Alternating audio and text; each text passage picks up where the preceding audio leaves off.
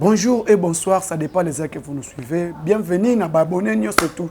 Il y a Congo Liberté au Bolanda Kangai, ba union so pesa nga confiance, ba union so pesa président Moustapha confiance, na pesi bino mbote, na pesi bino ba salutation ba bon dimanche bisika union so partout bozwami. Na kati ya République démocratique du Congo et na 5 continents dans le monde. Bienvenue dans notre chaîne, abonnez-vous, ne zappez pas. La vérité, c'est l'actualité politique. La vérité, c'est la communication politique. Et les caractères na Congo Liberté Télévision. Vous s'abonner massivement, na saluer bongo l'empreinte digitale. Donc l'empreinte digitale, c'est comme monier, manzaka malion. Il y a montage et la communication. Na pesimbo te pas Mardoché, bisika Azwami, na pesimbo te pas les leaders, les patrons. Il y a Congo Liberté Télévision, place à Zouamine à Londres. Je vous salue mon boss, mon patron, au PSABISO chaîne. Il y a collègue na plateau qui toko ya boy. Il y a Congo Liberté Télévision. Bon s'abonner, tous en a pour ça jusqu'à décembre. Congo Liberté doit atteindre 100K. Donc c'est possible, rien n'est impossible avec de bonnes actualités autopé Sagabino. Notre objectif c'est ça pour chaîne à bisoto propulsant et qu'il y bosso comme ça batonso. Et ça la nenge mon pour hôtel plateau qui toko. Net na France 24. Net na za na nid, mais na na Congo Liberté Télévision. Chaleur il y a pas, donc pas de souci. Merci beaucoup à mon patron. Encore place aux amis. Ba emande ko bolanda kabiso. Premièrement, actualité ezaibele. Toko pese la bino. Toko sala analyse ya ba politique ba information ya kala. Toko sala moi toilettage. Toko ba qui s'appelle actualité à lelo parce que le passé, l'histoire, c'est une science qui nous enseigne les événements du passé. C'est dans le passé qu'on construit le présent. C'est dans le présent qu'on projette le futur. Donc si ce n'est pas le passé, s'il n'y a pas le passé, donc il faut conjuguer présent, il faut préparer présenter. Ce qui présente présenter, il faut préparer futur. Donc c'est dans le passé qu'on projette le présent, c'est dans le présent qu'on projette le futur. C'est ça l'histoire. Bandeko, actualité politique depuis l'arrivée à chef de l'État, Félix Antoine Tshisekedi Tshilombo. Et belé et salemi na mboka na biso. Mambo belé salemi. Ba coup d'état ba préparé. Mais okola nzambe ka muto abatela. Et loko moko tikala ko salema mabete. Tozalaki na bino awa. Bande ko na ngai o bozana poto partout bozana Europe. Félix Tshisekedi R. To kendaki Genève na Martin Fayulu. Na Martin Fayulu, na Basesanga, na Jean-Pierre Bemba, na Moïse Katumbi, na Vital Kamerhe. To yebi nini elekaka na Genève. Batu basalaka po ba dribbler biso batu ba lukaki Genève et Kendemabe. C'était qui? C'était Moïse Katumbi. C'est Moïse Katumbi qui est le maître des jeux au Union Salema à Genève. Candidat commun, Ebima Félix c'était. Mais à cause ça, que y a soutenu Félix a voté Félix. Le loba véridique est Zobima. Que Moïse Katumbi Moutou Ayana, M. Georges Serros et M. Mo Ibrahim na Genève. Objectif na bango ezalaki ndengeni. To continuer toujours élection Salema na Congo te qu'il y ait bain de sang. Quand il y a un bain de sang, Batouba Koufa tout c'est sous pour préparer seulement comment Moïse doit récupérer le pouvoir. Parce que objectif il y a des capitalistes. Quand je parle des capitalistes, ce sont des Européens. Ce sont des Européens et les Américains qui soutiennent même, qui sont les parrains, il y a guerre, il y a Est. Je pense que tu es au Canada. Bitumbo, tu es à Est. Ba parrain na bango, eza batumbu susute. Ba parrain o bazaka bitumba ya Est ya mboka na biso, c'est qui? C'est les Occidents. L'Occident, y compris, ba utilisaka batu, neti ba Mo Ibrahim, mais c'est Georges Serros, y compris Kagame. C'est quoi Kagame azandengenini? Kagame n'est que le manipulateur. Lui, il est là, on lui manipule par la communauté internationale. Vous allez vite comprendre, mes chers diaspora, là où vous êtes, na pesi ndeko nanga Lucius Sumboko Mbote, bisuko zwa min Espagne, na pesi Mbote susu na papa nanga Gilles, ici ka zwa min na Canada, et puis na pesi Mbote na maman Jeannette, ici ka zappe toujours na Londres. Bandeko nanga la communauté internationale plan na bango ezalaki ndengeni. Marshal Mobutu est malade, tombe malade. Parce que Marshal Mobutu, quand il tombe malade, le président français aussi a tombé malade. C'était cancer de prostate, cancer de prostate, les deux présidents. Entre M. François Mitterrand, y compris Marshal Mobutu. Mobutu tombe malade. La communauté internationale maintenant ba yebi parce que deuxième guerre mondiale bombe quoi na Nagasaki matière wana euta na Nord Kivu qu'on appelle coltan et cobalt. Ne e fabriquer ka bombe o ba beta na Nagasaki na Japon. O te ba bombe de Hiroshima en 1945. Bombe wana sala ba dégâts makasi na kati ya Japon. C'est que bombe wana la sécurité des États-Unis, ce n'est pas l'armée au moment l'armée américaine tout ça non. L'Amérique d'abord, il est là. Ils savent ce qu'ils ont engagé guerre na Russie au Kokate. Guerre avec l'Asiatique branche OTAN, Organisation de traite atlantique et Kokate. Qu'est-ce qu'il faut faire? L'Amérique, sécurité et Amérique, c'est la République démocratique du Congo. Batuboko Kouba, Mwafuta, Mustafa, Ozuma Kambo Wapi. Congo, République démocratique du Congo, Moutou Asimaka sécurité aux États-Unis. Oui. Comment? La République démocratique du Congo, comment il arrive pour assumer la sécurité des États-Unis? Coltan et cobalt et lithium, où il fabrique des armes de destruction massive. Aux États-Unis, agrément, c'est le monde entier. À la République démocratique du Congo. C'est l'Est de la République démocratique du Congo. Donc, l'insécurité de la République démocratique du Congo, c'est la sécurité des États-Unis d'Amérique. L'insécurité de la République démocratique du Congo, c'est la sécurité de la France, c'est la sécurité de l'Allemagne et c'est la sécurité de l'Angleterre. Aujourd'hui, maintenant, l'Occident, bloc Occident, parce qu'aujourd'hui, sur le plan politique, nous avons 3 blocs. Ma bloc s'est dessiné. Il y a bloc de l'OTAN, Organisation des traités de traite atlantique. OTAN, les États-Unis, la France, l'Angleterre, l'Allemagne, l'Italie, la Belgique, Baza bloc. Deuxième bloc, nous avons bloc asiatique. Dans les blocs asiatiques,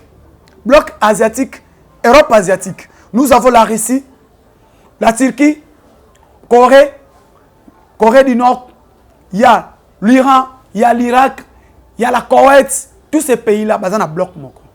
Troisième bloc, nous avons bloc indonésien, Indonésie, Baza bloc moko. Maintenant, la France Bozomona. Il y a aussi l'Europe-Asie. L'Europe-Asie, Baza sous la France, aïe sous. Ils viennent encore à l'Asiatique. Objectif, c'est quoi? C'est déstabiliser l'Afrique. Pour eux, quand l'Afrique est bien sécurisée, l'Afrique est stabilisée, l'Afrique est en paix, l'Europe ne va pas vivre. Et la République démocratique du Congo qui est au centre de tout. Qu'est-ce que le Congo bénéficie? Le Congo ne bénéficie absolument rien. Qu'est-ce qu'il faut faire maintenant? Quand la République démocratique du Congo est en insécurité, il faut créer de toute façon l'Afrique est dans la stabilité. Mali, au comment on a pays surtout Oyo, batindela biso ba MONUSCO, batindela biso ba mission des Nations Unies en Afrique où il y a en Afrique, beaucoup découvrir Mali, beaucoup découvrir République démocratique du Congo, beaucoup découvrir Nigeria, beaucoup découvrir Éthiopie, beaucoup découvrir Soudan. Vous allez découvrir tous ces pays-là, Centrafrique, il y a l'insécurité. Et dans tous ces pays-là, il y a l'ONU et il y a la Nations Unies. Parce que nous, la République démocratique du Congo, nous sommes membres de la Nations Unies depuis 1961. Donc, on est membre de la Nations Unies. Et les pays puissants du monde, les capitalistes, vous allez voir, l'Afrique n'est pas membre. Beaucoup découvrent comment. En Afrique, il y a membre, il y a droit de veto. Pays moko Afrique est à les 5 membres permanents, il y a droit de veto. Il y a un conseil de sécurité. Afrique est à beaucoup faire comprendre. Il y a la Russie, il y a la Chine, il y a la France, il y a l'Angleterre, il y a les États-Unis. Les 5 pays membres, il y a la souveraineté, droit de veto. Aucun membre du continent africain est Asie, moko Chine. Europe, combien? L'Angleterre et la France, membres permanents, droit de veto. Aujourd'hui, plus les États-Unis 5. Il faut contrôler le monde. Or, aujourd'hui, le monde ne peut pas être dirigé par monopole. Le monde, il faut changer le système pour diriger le monde. Comment on a France a imposé politique en Afrique. France a imposé politique en Afrique et a imposé une monnaie. Allez-y comprendre. Monnaie n'a pas imposé. CFA, France a imposé dans les pays où il y a colonisé. Les monnaies colonialisme. Monnaie où va coloniser là bas imposer en outil le lobo liango. Consommer notre monnaie. Monnaie où en France ça sali a côté que la bino bozo foutre la droit. Bon, la République démocratique du Congo. On nous impose monnaie. Il y a commerce, c'est les dollars. Elle va imposer bino. Bah yesu va imposer bino insécurité. Félix Tshisekedi arrive au pouvoir en 2019, le 25 janvier. Le 24 janvier, Fatia a prêté serment. À lobby clair, marché Congo fait la win-win. Gagnant-gagnant. Vous gagnez, le Congo gagne aussi. Vous gagnez 100 $, le Congo aussi gagne 100 $. Alors, tu travailles en franche collaboration avec vous. Qui? Avec l'Union européenne. Fatia tout le temps continue à pouvoir. À côté qu'il n'y a eu pas de bonnes relations entre la République démocratique du Congo et l'Union européenne. Parce que Kabila a quatre relations. Le Congo et l'Union européenne. Kabila a chassé l'ambassadeur de l'Union européenne en République démocratique du Congo. Kabila l'a chassé. Kabila a quatre relations aux États-Unis. Kabila a quatre relations dans les pays où on a tout là. Fachi arrive. Il appelle l'Union européenne. Revenu. On va dialoguer, on va parler ensemble. Il a accepté de négocier, de dialoguer avec l'Union européenne. On a dialogué avec l'Union européenne. Maintenant, il y a le ministre des Affaires étrangères en France. Il a critiqué le processus électoral de la République démocratique du Congo. Fachi a réparé de bonnes relations avec l'Union européenne. Fachi a réparé avec la Belgique. Pays au Kabila a 4 relations diplomatiques. Fachi a réparé na bango. Y compris Moïse Katumbi. Azalaki personne non ingrate na RDC. Quand Kabila était président, Fachi a fait que Katumbi rentre au pays. Il a redonné Katumbi passeport. Le chef congolais. Bandeko. Batu oyo to pesa ki passeport parce que tant que tozalaki na Genève. Na bosana ki place wana. Na Genève mututu ayebi. Mutu ayaki na monsieur Soros, na monsieur Mo Ibrahim, c'était Moïse Katumbi. Objectif est la bango zalaki pas pour que élection bobo côté élection basa la union surtout Fayulu abima avec quelle constitution oyoyo 2 ans babandeli processus électoral pour Moïse azwa pouvoir pour na bazongi sa coopération au bazalaki nango parce que Moïse Katumbi c'est coopérant, c'est un collabo yanani collabo de monsieur Mo Ibrahim, M. Georges Serros et M. Kagame. Beaucoup comprendre l'insécurité de la République démocratique du Congo. Oboyepi. L'Occident impose les armes en Afrique. Le long a sepeli na Félix Tshisekedi a Bengani Monusco. A lobi Monusco septembre awa suna Congo te. Toko renouveler son mandat à Monusco te. Oui, c'est normal, mes frères congolais. C'est normal, mes frères diaspora. C'est normal. Bande konanga bolanda nga iba Clovis na Londres, ba maman Jeanne na Londres, ba maman Angèle Pumbu na États-Unis, ba papa na biso Gilles na Canada. Ne bo pesa nga confiance pour comprendre. To comprendre ça la analyse. Pays nyonso Monusco aza. Tous ces pays où il y a la présence de la Monusco, il n'y a pas la paix.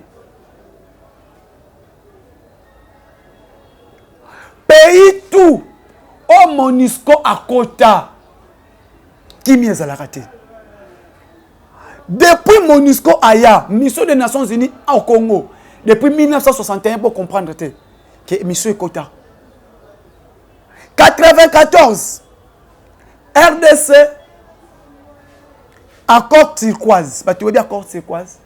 L'accord turquoise c'était la France en 1994. C'est la France qui a appelé le gouvernement Kengo et Likulia. Fongola couloir humanitaire. Pour Batuchi, Bahutu, O Bazalaki na Rwanda, Bakota RDC. C'était accord turquoise na 94 côté Sakabango. Mobutu a fait malade en France. La France a appelé Marshal Mobutu.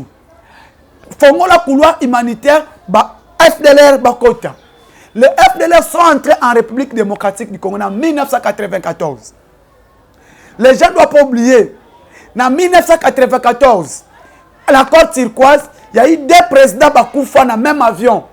Après signature, il y a l'accord d'Arusha. Baouti a signé l'accord d'Arusha. Quand on a signé l'accord d'Arusha, il y a eu le président. Il y a eu le président rwandais Abiyarimana et le président burundais. Le président rwandais Abiyarimana et le président burundais. Ils ont signé l'accord d'Arusha. Après signature de l'accord d'Arusha, les gens doivent comprendre que Kagame était au service de la sécurité. Il y a renseignement. Il y a président ougandais Yoweri Kaguta Museveni. Paul Kagame est formé à l'Ouganda. Il était colonel dans l'armée ougandaise. Bah préparé un américain. Dès qu'on a abattu l'avion du président, le président Abiyarimana et le président burundais, Herba Koufi, accord turquoise est autorisant. Et Yebisi Mobutu, fongo la couloir humanitaire, côté ça, FDLR qui m'a na RDC. Léo Kengo Wadondo n'est pas mort, il est encore vivant. Papa Kengo Wadondo, notre Pépé. Pépé Kengo Wadondo est encore vivant. Kengo Wadondo na likuli ya Yebisi Mobutu. Yebisi, français. Tous des armées bango, et plutôt que la bango place bafanda. C'est la France qui a refusé. Donc, l'insécurité de la RDC, c'est la France, c'est l'Union européenne et c'est les États-Unis. Tant que Macron à l'Obaka, vous êtes incapable de ramener la paix chez vous, vous avez la Kakabiso. Mais cette insécurité, d'où est venue cette insécurité? C'est l'accord turquoise. Accord turquoise, Ouana. Herba signé en 94, côté ici, Batouana. Bazwa tenté, désarmer Bango. Le loba FDLR. Front des démocrates rwandais, armée à Abiyarimana. Bakayaka insécurité na Rwanda. Basalaka ba incursion na Rwanda. Le FDLR fait de l'incursion en République démocratique du Congo. Le FDLR tue les Congolais. Le FDLR tue les mamans, viole les mamans à l'Est. Mais Herba M23, Kagame à lobby, na côté qui na RDC, on l'a laissé Kagame 3 ans. À côté de la RDC pour le FDLR. Il était incapable de nous montrer que le FDLR a gagné. Parce que la police rwandaise, a signé un accord armé rwandais, y compris Joseph Kabila, ils ont accompli l'accord na Rwanda. Signé un chef inspecteur général, il y a la police nationale congolaise, qui a représenté le ministre de la Défense à RDC. Tu vas comprendre. C'était Azarias Ruberwa, c'était Charles Bisengimana, un Rwandais. A signé qu'à la place, il y a la République démocratique du Congo. Inspecteur général, il y a la police rwandais. Au Congo, il est inspecteur général de la police nationale dans RDC, mais il est rwandais. A signé à représentant chef d'état-major général de l'armée Nabiso. A signé un accord. Les militaires rwandais ont contacté dans RDC. En 2016. 2014, de 2014 à 2016. El Kabila a conclu accord na Kagame. Les militaires rwandais ont contacté na Congo, ça a 3 ans. Le FDLR ba Congo. M23 ya lelo. Kagame a lobby. L'insécurité à l'RDC parce que je suis menacé par les FDLR sont en République démocratique du Congo. Alors Wana, il est incapable de récupérer les FDLR et comme il se la République démocratique du Congo bat sol nabiso et zoko appartenir na RDC. Mes chers Congolais, allez-y comprendre. Boye banazo ya wapi na kokoye la wapi. Ba FDLR au Kagame alobaka bazalaka na RDC asala 3 ans armée et côté na RDC et zo ba FDLR te. Elongwe wana kaka Paul Kagame. Alomi M23 ba soda rwandais ba koti parce que bakanga ba FDLR na 2022 ou 2023 bazo ba FDLR baza apo bazo la menace ya pouvoir na ye. Or lelo ba FDLR o Kagame ayaka ko luka baza incapable ya kozwa ba FDLR o Kagame ayaka ko luka so incapable bazwa bango. Aujourd'hui le M23 ba koti na kati ya RDC basali incursion na RDC. Ba M23 bazo violer basi ya Congo, ba M23 bazo bomba ba Congolais. C'est quoi? Kagame aujourd'hui change de langage. Tshisekedi doit respecter les accords passés. Les accords que lui a conclus avec qui? Avec Joseph Kabila. Ces accords, c'est quoi? Ba Rwandais, ba kotati na RDC. Biso, police de proximité rwandais et kota na RDC. Service de renseignement rwandais et kota na RDC. Basa la sécurité. Ba accord rwandais Félix Aboyi. Nde eloko oyo bozomona, Kagame est en train de menacer notre pouvoir. Kagame est en train de menacer Félix Antoine Tshisekedi Tshilombo. Premier point. Deuxième point. Fachi alobi brassage et mixage na kosala yango te. Na kati ya armée na biso. Fachi dit clair. Tokosala mixage te, tokosala brassage te. Na kati ya armée. Et aujourd'hui, mes chers Congolais, place na leli et pesinga kanda bande konanga iba diaspora, ba papa nanga ba maman. Ah, Joseph Kabila, ofanda kina yo. Olobi ponani. Kabila a sali point de presse na Jeune Afrique pour nous dire quoi? Cette insécurité qui est à l'est, Félix Tshisekedi est incapable de organiser armée. Tu posais Joseph Kabila la question. Qu'est-ce que Kabila a fait du bon dans la armée au Félix Abomi? Joseph Kabila a dit que âge moyen, il y a armée 55 ans. Âge moyen, il y a armée 55 ans. Et dans le âge moyen, Joseph Kabila, toute armée na biso, c'est armée brassage et mixage. Si on a dit armée à brassage et mixage, bah côté na mboka o armée o Kabila tikeli biso. Delphin Kaimbi, Rwandais. Joseph Kabila a nommé les biso ba officiers 543 officiers rwandais tout Rwandais. Tout Rwandais et les Ougandais au bazaki na 4 armées. Na yebisa Kabino air nyonso tout. Quand Joseph Kabila dit Félix Tshisekedi doit organiser l'armée, quelle est l'armée que Kabila a laissé à bon état dans la RDC?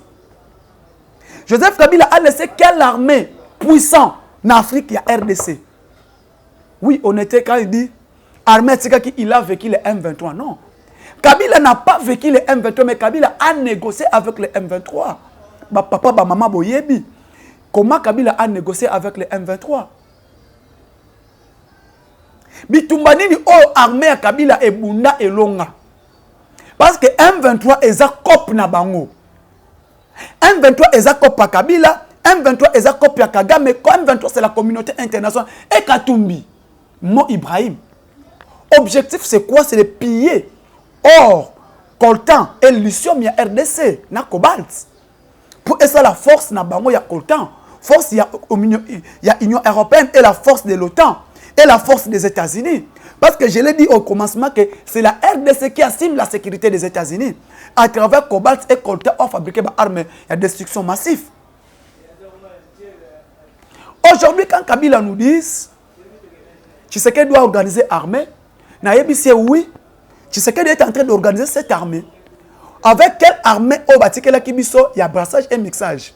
Félix Tshisekedi, dans 4 ans, il a fait former dans toutes les académies militaires de la RDC 50 000 hommes. Il a formé dans 4 ans. Si nous faisons l'analyse c'est au moins 10 000 hommes par année.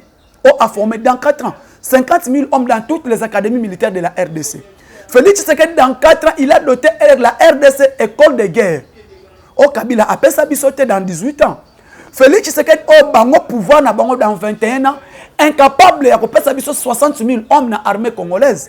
Mais Bissot de la pouvoir à Tshisekedi, dans 4 ans, dans 5 ans, il a doté la République démocratique du Congo 50 000 hommes dans toutes les académies militaires de la RDC.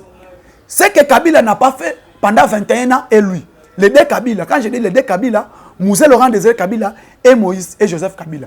Pendant 18 ans, 21 ans, Afdel PPRD, incapable de donner la RDC 50 000 hommes. Congolais de père et de mère, dans toutes les académies militaires de la RDC, allez-y vérifier. Hormis Kitona, base Kitona. Félix Tshisekedi, rien que na base Kitona, il a doté la RDC 20 000 hommes qui sont en formation à Kitona, qui fait 70 000 hommes. Félix Tshisekedi, à l'extérieur du pays, le bataillon Chikata, bataillon Chikata, la garde des républicains. Au moins 2000 par année sont formés où? En Égypte. Et bazo ko faire la perfection na bango en Israël. O baye bakiti na Lubumbashi. 4000 hommes. O ba uti Égypte, Israël, o bakiti na Lubumbashi. O e bangisi Katumbi. Que bazo faire la perquisition na ye. Non, sont venus à Lubumbashi pour la sécurité de la province. Parce que bato na plan na bango ezanini. Goma tombe, Lubumbashi tombe. Plan ya M23 et plan ya Katumbi. C'est ça quand on dit loi de père et de mère. Et ça est là que au biso ba Congolais faut être sekala nango na mutu na biso. Que au Congo pose à la carte président, il faut loi de père et de mère et qu'elle n'est plus rapide. Tolongo wana. Kabila dit que Félix Tshisekedi doit organiser l'armée. Armée oyatika kibiso. Na position ni en Afrique.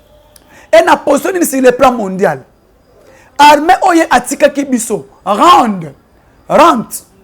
Il y a des femmes militaires, des veuves militaires, n'a pas blessé de guerre. 13 000 francs congolais, 13 000, 15 000 francs congolais. Aujourd'hui, rente. Il y a des blessés de guerre, il y a des veuves militaires. De 13 000 francs congolais à 17 000 à 230 000 francs congolais, 250 000. Qu'ils nous disent qui a fait mieux. Proclamation de la loi militaire, il y a programmation de la loi militaire dans l'Assemblée nationale. Budget alloué na défense de la République. Et l'on a 200 millions, on y a tikaki à 100 millions, on dépasse 1 milliard 800 millions de dollars. Budget alloué à la défense nationale congolaise. Budget alloué à la défense nationale congolaise, il y a tikaki sur na étanine. Les lois ont surtout au balobi parce que l'armée et la défense nationale, on fait la perquisition de Moïse Katumbi et Joseph Kabila. Bandeko, on a arrêté Salomo Edi Kalonda. Tant que bakangi Salomo Escadela, on découvrir Salomo Escadela azana balié direct. Na batu ba menasaka insécurité na sécurité. O batu ba kayaka insécurité na RDC yikuy. Le Rwanda y compris. Sultani Makenga, Willy Ngoma, communicateur ya M23 basolakana Moïse Salomo Escadela. Qui est le patron de Salomo Escadela? C'est Moïse Katumbi. Qui est le patron de Mo Ibrahim? Qui est le sous-traitant de Mo Ibrahim? C'est Moïse Katumbi. Qui est le sous-traitant de Georges Serros? C'est Moïse Katumbi. Raison pour laquelle l'armée est lobby. Non, on doit faire la perquisition dans quoi Moïse Katumbi. Dès qu'on va faire la perquisition dans quoi Moïse Katumbi, tous fouiller, tout le monde nini ezana kati ya ndako. Et par yango, ko fouiller kingakati, tout découvrir, tout bimisa nyonso o eza effet militaire na kingakati. Et en même temps, on doit récupérer Kingakati. Pourquoi? Parce que les mobondo, on va bomber les policiers na biso. Bazana Kingakati. Patron ya mobondo c'est qui? C'est Kingakati. Ne omoni beats perquisition ya Kingakati. Et Kabila dit il n'est pas un agneau. Bato FCC balobi. Non, il faut faire ceci, cela. Kabila. Tu es qu'on découvrir. Non mais c'est Dan Gretler. Oh. Mais c'est dans le bazana ba effet à créer coup d'état. Na kati ya RDC, créer coup d'état pour menacer le pouvoir de Félix Tshisekedi. C'est qui à la base? Joseph Kabila. Maintenant, Monsieur Mo Ibrahim qui travaille avec Katumbi, qui travaille avec Kagame. Kagame lui-même a changé la sécurité naïe. Pourquoi a changé la sécurité naïe? Parce que à découvrir que pouvoir oyo et comme il risque pour naïe, on est obligé de perquisitionner Kingakati parce que les mobondo ont besoin de créer insécurité na kwa mutu. Ba mobondo ba komi na mbakana ba komi na plateau de Bateke. Chance, l'armée est déjà déployée fortement mbakana plateau de Bateke jusqu'à même Kingakati. Parce que perquisition de la semaine prochaine à Kingakati, il faut récupérer tout. On va créer insécurité. Oza, pion, on va découvrir à Kingakati. Ndebuni bit Kabila a Ocholoba, Kagame a lobby. Ce n'est pas Félix Tshisekedi qui est en train de menacer la sécurité de Joseph Kabila. C'est Kabila lui-même qui est à la base de son insécurité. Pourquoi les M23 sont avec lui. Maintenant, aujourd'hui, M23 incapable de quoi avancer. Parce que bientôt nous serons bientôt Goma, bientôt Goma, bientôt Virunga. Lelo oh, il faut encourager l'armée Nabiso. On devrait encourager notre armée, nos officiers. Chiko Chitambwe, général Chiwewe, général chef de la maison militaire à chef de l'État. Général Fanfan Toumba, général Toumba, il y a maison militaire à chef de l'État. Le chef de renseignement militaire, le général Marcelin Mbangou, le général Chiwewe, le général Ephraim. Vraiment, Bozana soutient le peuple congolais. Le Sako, l'officier non soit armé. Kagame est en train de pleurer maintenant. Parce que Kingakati doit être récupéré. Et puis de père et de mère. C'est obligatoire. Et c'est irréversible. C'est irréversible de père et de mère. Et le Koana, les Congolais faut télé ma bisognon surtout comme un seul homme. On ne peut pas accepter ces histoires. Kabila tikeli biso armée, les officiers supérieurs, ba Rwandais na ba Ougandais, armée à Kokufa, négociation nyoso na ba M23. Fatia lobi na ko négocier té. Dès que vous atteindrez Goma, nous allons atteindre Kigali. Dès que M23 va oser enfoncer Goma, nous sommes déterminés d'enfoncer Kigali. Parce que le lot, Bokita, Bomata, pas de négociation. Le Sako n'a pas mouvement autodéfense. Le Sako n'a pas mouvement autodéfense. Ba Wazalendo, ba Mai Mai, bon soutenir FRDC to bomba ba M23.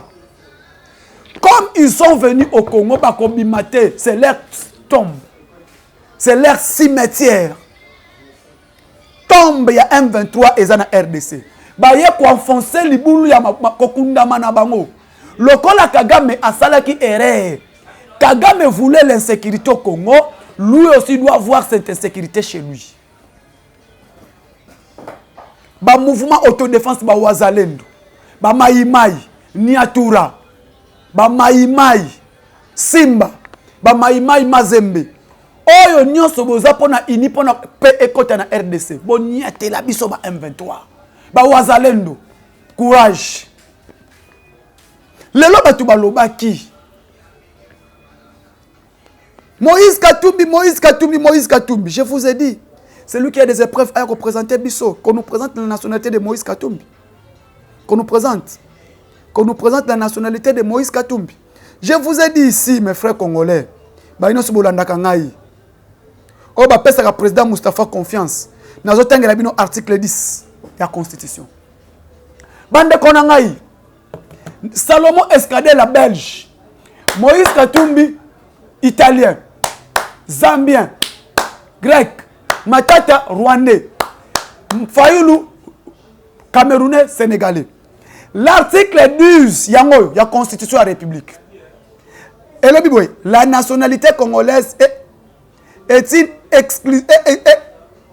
la nationalité congolaise est inexclusive.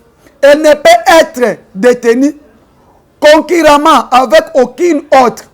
La nationalité congolaise est soit d'origine, soit d'acquisition, soit individuelle. Et les Congolais d'origine, toute personne appartenant au groupe ethnique, dont les personnes, les territoires, constituant ce qui est devenu le Congo, présentement la République démocratique Congo, à l'indépendance, et une loi d'organique détermine les conditions de reconnaissance, d'acquisition des pertes et de recouvrement de la nationalité congolaise. Bendeko. Moïse Katumbi est congolais par d'origine? Non. Moïse Katumbi est congolais par Toboïté, Aza congolais. Mais pour aux congolais, président de la République, il faut être congolais de père et de mère. Papa na yo na maman na yo bazaba congolais. Bandeko na ngai. Toyeka na Bible. Salomon aza congolais te. A présenté usage de faux bakangi. Salomon va découvrir un indice militaire. Place na bino ezani. Bakangi Mukebai to moni bato ensemble balobité. Mukebai aza na prison. Ensemble et lobité. Mais elle bakangi Salomon parce que ba découvrir na Salomon Babilo kozo la kisake aza congolais te. Mabeza wapi. Lelo obino bocheli biso insécurité. Ba entreprise à l'état bobomi. Ba société à l'état bobomi. Boyeli biso ba sous-traitant ya ba indien, ba investisseur ba indien. Quand vous parlez, Félix Tshisekedi a tué la République. Bah frère, Kabila a coûté 10 $, c'est changé à 3200 francs. Il a laissé 10 $ à 17 500 francs. Le lot avec la loi ordre of FMI à Pessi. Dès l'inflation, bientôt, il hémorragie peso kita. Le gouvernement a identifié tout. Qu'est-ce qu'il faut faire? À quel temps à coûter franc pour récupérer dollar pour récupérer franc? Et elle a récupéré franc dollar. Ba patron belé ba kolingaso futa ba congolais na franté. Bon on a même institution franc ko mara. Tozola nana nous loi ya FMI concernant inflation biloko kolia. O ba tubobi que Tshisekedi biloko mati moke kufi. Mes chers congolais. Ba tuboza na Londres bo répondre le biso na ba ibaza loba. Ah ba ibité. Bidon 5 litres ya huile ezaki na 6 livres. Na Londres le loza na 24 livres. Et le quoi zalaki bidon huile ozalaki na France. Na 6 €, 7, 5 €. Le lot est à 22 €. Bon répondre, bango. Que l'inflation biloko mati c'est partout dans le monde. Ce n'est pas Tshisekedi aye ko mati sa biloko na RDC. Tshisekedi akuti. Taxe ni nous Tshisekedi abakisi po biloko mati. Guerre, tozalaki nango ya Est, tozalaki na guerre na, tozana guerre na Est. Tozape na guerre Russie Ukraine. To outi na COVID-19 est bouleversé l'économie du monde entier. Est-ce que tu vas bien voter? Le gouvernement Nabiso de la République est en train de travailler. L'État congolais a la subvention. Il y a beau pétrole, il y a travailler dans le secteur du carburant. L'État congolais, tout ce qui sont 10 litres, il y a 5 litres. C'est le gouvernement qui paye les 5 litres. Ce que le gouvernement a subventionné la société pétrolière. 1 litre pour carburant à pompe, c'est 7 000 francs. Aujourd'hui, l'État congolais a subventionné l'opérateur économique à maïs. Oh, bah, tu vas que non maïs, bah, marché pour le maïs, na insécurité. Mais maïs, oh, et Matina Katanga. Moïse Katumbi, quand lui parle, quelle société Moïse Katumbi a tika na Katanga pendant 12 ans? Gouverneur, Grand Katanga Mobimba, c'est lui. Société maïs, c'est ça na Kolwezi aïe. Qu'est-ce qu'il a fait pour l'État congolais? Le loi comme Sabatuba congolais, na marche. Moïse Katumbi a une société maïs na Zambie. Appartient à lui, société privée na. Qu'est-ce que l'État gagne dans la société privée à Moïse Katumbi na Zambie? Tolobate, ceux qui bolobi, bino bato Tshisekedi. Non, mes chers congolais. Tozo kende na élection, bolongola Tshisekedi na élection. Plus de 4 coups d'État. Kabila loba na Union africaine. Je vous ai pas dit au revoir, mais je vous dis à bientôt. Matata Mponyo parle. Lui-même était la première ministre. 280 millions de dollars et pour na Bukangalonzo. Pour relancer pour Masangu et Salema na RDC. Aloni Masangu Abuki Université. Alobite. Tshisekedi n'a rien fait. Abuki Masangu Abuki Université. Il a construit Cité Marbella chez lui à Kindu. Oh, les société privée naïe. Tolobate. Ce qui te lobby bongo, toi Tshisekedi. Mes chers Congolais, armée ya kokufa batikeli biso, quelle armée? Que Kabila dise l'armée. Kabila laissé quelle armée dans ces pays? Un armée milice, un armée impuissant, un armée ezanga ba tactique à combat, un armée sans formation. Mais aujourd'hui Tshisekedi arrive, les mêmes armées, école de guerre, a relancé toutes les académies militaires au Buno Bobomaki. Quand un infiltré entre dans un pays, et là, il y a armée na éducation. Kabila a comment constitution article 43 et souffrir. Aujourd'hui, l'article 43 de la Constitution, il fallait chercher gratuité de l'enseignement. Kabila a laissé, à côté pouvoir abimi, abomi chez Kamine, abomi Miba, abomi Onatra, pour la bonne information. Afdel, Mobutu Azokende, il a laissé la République démocratique du Congo avec 32 bateaux. Lina, il est beau, ils ont fonctionné. Kisanga ne bana que fonctionner. Mbandaka ils ont fonctionné, Congo central tout. 32 bateaux, Onatra. Azaka na 32 bateaux. Lelo Oyo, Mouza Kei, Mobutu Kei, Onatra 32 bateaux, Mouza Aye. Atiki on a train à 28 bateaux. Joseph Kabila entre. Atiki on a train à bateau mon quoi kokufa. Bateau en monteur exaté. Nana bomo on a train. Joseph Kabila Kouti abomi Orgaman a créé égal et à moi sinaye. Joseph Kabila nenge tozaboye. Mbisi toliaka Thompson tosomba ngo pa na ye na Namibie. Yeka mutazana droit ya ko pêcher mbisi na Namibie asomba mai. Toloba te. Lelo o Félix Tshisekedi aye. Kabila Kouti mama ye mo hôpital ezate ba le gat. 41 000 écoles. Tshisekedi aujourd'hui 4-5 ans 66 000 écoles. Toloba te. Nyonsona il n'a rien fait. Mes chers, bande de konanga. Totika. Budget alloué à la gratuité de l'enseignement. 1,5 milliard de dollars. Pour la gratuité de l'enseignement. Lelo oyo. Fachi. Otomona. Couverture universelle maladie. La gratuité de l'enseignement. Sont des plans de fondation et pouvoir en Félix Tshisekedi. Lelo otozo bunapto relancer économique na biso. Bami tuka oyo bomona. Ils ont déjà parlé.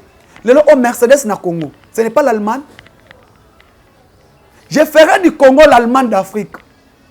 Allez-y des routes partout en construction. La paix et sécurité tozo bundayango. Lelo au 7000 ADF depuis état de siège Koti au Bakoufi na RDC. Les gens n'en parlent pas de ça.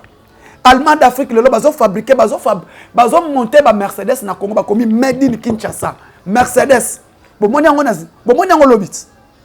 Bomoni yango lobi. Mardocha ko tela bino vidéo. Bomoni yango lobi. Fati à côté na Mercedes va monter na Congo.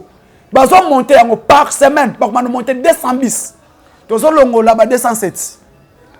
Tozo longo là ba esprit des morts. Ce n'est pas l'Allemagne d'Afrique. Mercedes ba komezaka Mercedes d'Allemagne du Nord. Yango na Mercedes ba sala ngo aw.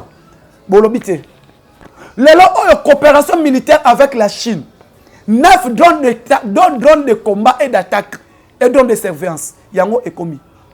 Qu'est-ce que vous voulez que cet homme puisse faire pour vous? Botiki enseignant à $60. Tshisekedi amène enseignant à 480 000. Qu'est-ce qu'il n'a pas fait? Qui a fait mieux? Botiki soldat, capitaine et armée. Botiki à 120 000. Aujourd'hui, il touche plus x 4. Qui a fait mieux? Vous négociez avec le groupe rebelle. Tshisekedi dit je ne peux pas négocier avec les rebelles, avec les mouvements rebelles. Qui a fait mieux? Bande konangai. Atabo linga kamutute. To soutenir vision Félix Tshisekedi Tshilombo. Bino nyonso bolanda kangai. Lelo otolo bayango. Ba mobondo mokonzi na bango se Kabila. Guerre waneza kwa muntu ba o bateke na bayaka non. Eza guerre bateke na bayaka te. Batu basali guerre wana bayebani. Toujours si la nana bango. Plus de 143, 89, 86, 52, 097. Bo soutenir biso, tu vas posa ba soutien na bino. Ba ino so bolinga biso bo soutenir biso, tu vas posa ya ba soutien na bino. Ba ndeko ne so bo na Londres, ba ndeko ne so bo na France, ba bo na États-Unis. To sengi bino soutien. Santé dérangé ngai, grippé, mais tout ça pour que changement de climat. Nous sommes en Afrique, nous sommes au Congo. Nous peut te bannir saison sèche. Bo soutenir biso et cause la bien. Baïno Sobolinga, président Moustapha, Bobenganga na plus de 143, 89, 86, 52, 097, plus de 143, 89, 86, 52, 097, je dis et je vous remercie.